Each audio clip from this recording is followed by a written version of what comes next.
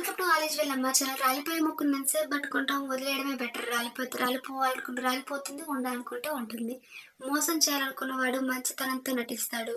వసించాలి అనుకునేవాడు వినయంతో వినయం చూపిస్తాడు.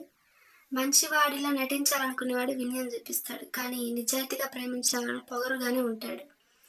అతి పిసినారితనం, అతి పిరికితనం, అర్థం లేని ఆవేశం, మితిమీరిన కోపము, ఈ 4 మనిషిని నాశనానికి కారణమవుతుంది.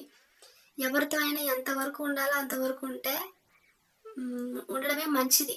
ఎవరితో అయినా ఎంతవరకు ఉండాలో అంతవరకు ఉంటేనే మంచిది.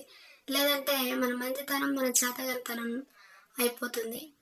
మన ప్రేమ పిచ్చిలాగా కనిపిస్తుంది అనమాట. మన విలువ మనమే తగ్గించుకున్నట్టు అవుతుంది. కాబట్టి మనం ఎవరితో ఎంతవరకు ఉండాలో అంతవరకు ఉండడం మంచిది.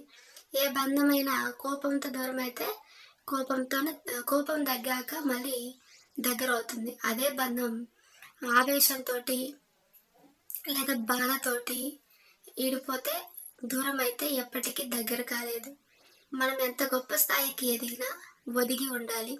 ఎంత గొప్ప స్థాయిలో ఉన్నా తెలుసుకోవడానికి గౌరవంగా, గర్వం లేకుండా జీవించాలి. మనం ఎంత గొప్ప స్థాయికి ఎదిగినా గౌరవం లేకుండా నేర్చుకోవడంలో సిద్ధంగా ఉంటే మన మన మంచితనం ఉన్నత స్థాయికి తీసుకెళ్తుంది.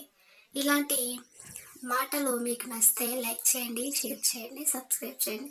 మీ యొక్క ఒపీనియన్ని కామెంట్ రూపంలో తెలియచేయండి. నేను చెప్పిన మాటలు మీ ఫ్రెండ్స్కి ఎవరికైనా వర్తిస్తుంది అనుకుంటే మీ ఫ్రెండ్స్కి షేర్ చేయండి.